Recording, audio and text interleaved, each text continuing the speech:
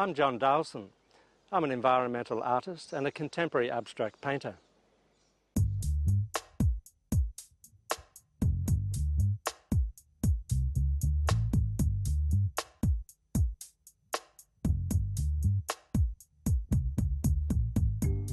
I became an environmental artist quite by accident.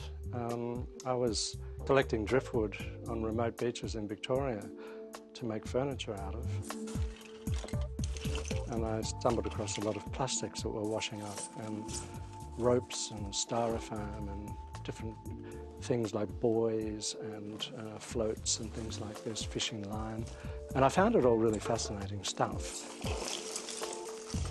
When I first bought the 60 or so garbage bags full of plastics back to my studio here in Byron Bay, I think many of my friends who came by and saw me playing around with this stuff were really wondering whether I was okay.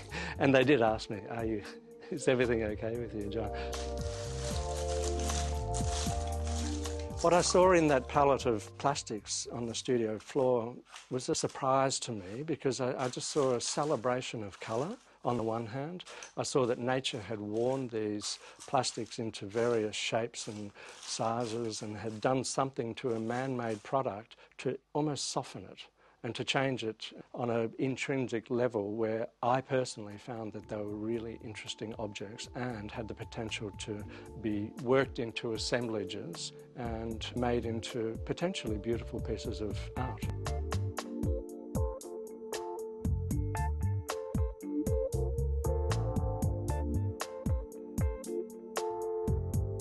On the one hand, I found a tremendous beauty just in the contemporary visual statement that I'm making with these images. But then on the other side, there's, I guess, the sadness that this is happening to our environment.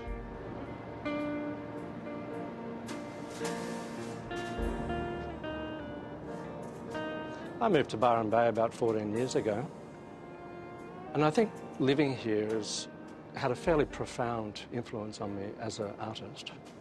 I was a painter for about 17 years or so before I started working with the found objects. Around about 85% of the world's litter that's washing up on beaches is known as ocean litter, and it's just out in the ocean washing around.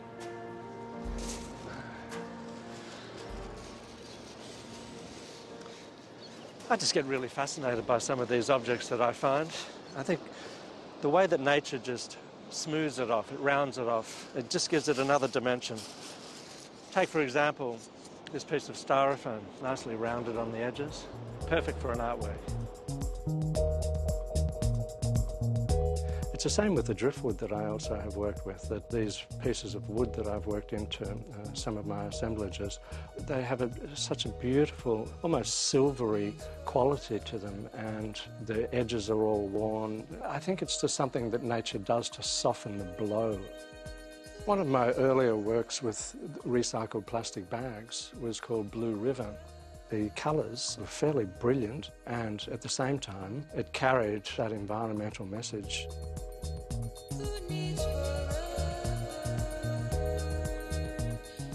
I started making totems, I think as a natural progression in my work, because I wanted to be able to use some of the larger items that have been washed up. Totems are known as a symbol of a clan, and in a lot of ways I feel that these totemic works are symbols of our clan. About the thongs that we wear, about the plastic bottles that we discard, the floats and buoys that we use in the marine world. Environmental issues are a thread through all of the work that I do these days. But I'm not one to get up on a soapbox and chide people about the environment.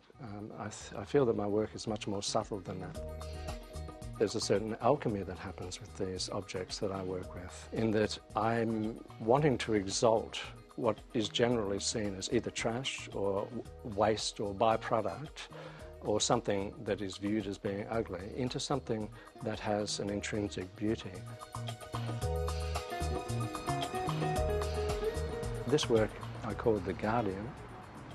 The brief for the project was to use leftover roadside materials, and I ended up choosing a series of guardrails and concrete pipes.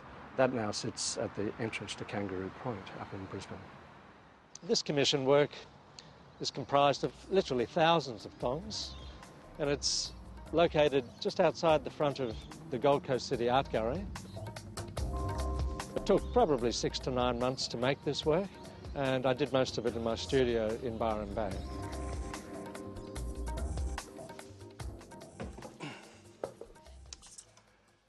Now, lately I've been moving more away from working solely with found plastics from the beaches into working with byproducts of plastics from the manufacturing industry.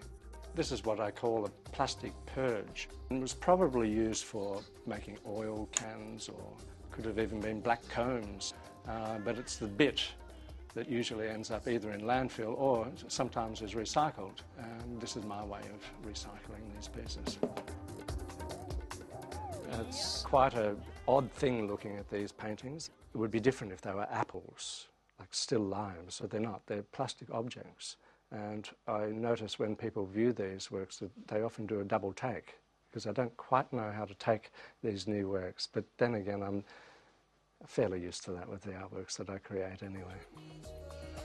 The general perception is that these items are either trash or something that would not normally be considered as being art. My intention is to recreate that definition and to pose the possibility that good contemporary artwork can be made from these items, and at the same time can also be making environmental and social statements.